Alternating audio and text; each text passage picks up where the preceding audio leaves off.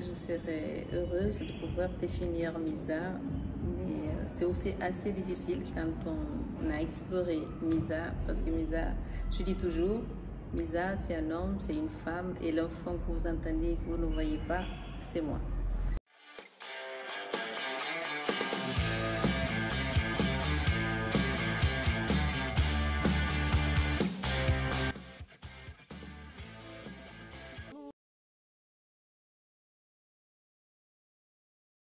Donc Misa, c'est un enfant issu de deux continents, l'Afrique et l'Europe, mais aux îles du Cap-Vert.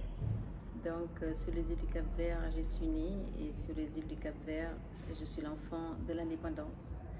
Donc je suis née heureuse, mais triste en même temps, parce que j'ai pu voir qu'il y avait un colon, il y avait un colonisé.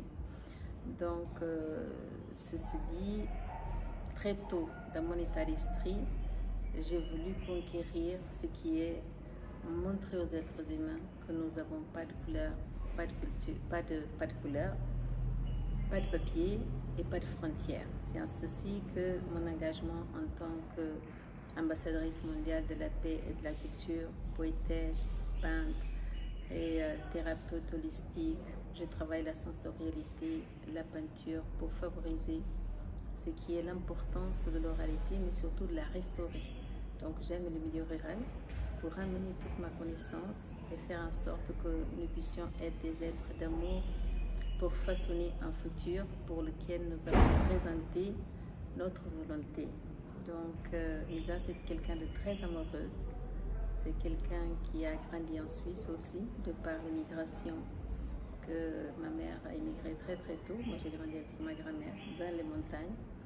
Donc j'aime le monde de la liberté. Et mes montagnes, j'ai toujours rêvé de pouvoir attraper les nuages. Et j'ai toujours pensé que les étoiles, elles chantaient. Et donc quand on m'a dit que c'était les grillons qui chantaient, j'ai dit les étoiles dansent à travers les grillons, chantent à travers les grillons. Et donc je suis l'enfant des vieux, parce que j'ai eu que des vieilles personnes qui venaient me raconter des histoires, et j'étais passionnée par la gentillesse et l'expression des vieux. Moi, je suis née silencieuse, donc je dis toujours, ma bouche, c'est mes yeux. Je n'aime pas les endroits où il y a beaucoup de bruit, et je n'aime pas autre chose que délecter la vie à travers l'admiration. Je suis une grande admiratrice de l'être humain et j'aime le voir heureux. Donc Misa, c'est ça. Je vis en zigzag parce que ma vie a toujours été Cap-Vert, Suisse. Après j'ai rencontré un amoureux là-bas, je suis venue en Côte d'Ivoire, et puis après Cap-Vert, et puis après mes activités m'ont amené partout. Donc vraiment je fonctionne en zigzag. On m'appelle la femme du milieu. Une petite histoire des femmes qui ont été amenées, bien sûr il y a longtemps, 560 ans, et puis que tout était interdit la danse, interdit tout ce qui vient de l'Afrique, interdit de chanter, interdit les instruments de musique, et puis ceux qui étaient de la même ethnie n'étaient pas mis ensemble. Donc les femmes ont protesté et ont pris des habits qu'elles ont mis comme ça entre les jambes, qu'elles ont serré, et puis qu'elles en ont fait comme un tam-tam. Et là, dans ce tam-tam, elles tapent.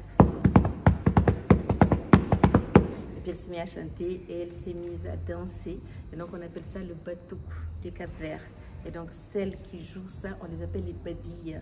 Les badilles, c'est des femmes qui sont de nulle part parce qu'elles apparaissent, elles viennent de n'importe où avec leur baluchon sur la tête pour vendre ce qu'elles cultivent. Normalement, c'est des cultivatrices, c'est des personnes dans le milieu rural, donc elles vendent tout.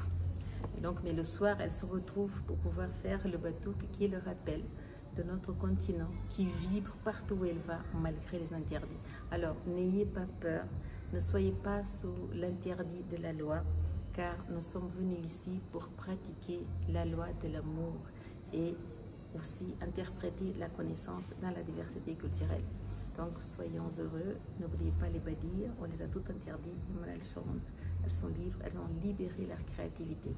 Ne soyez pas peureux, libérez votre créativité pour le bien de la communauté. Merci beaucoup.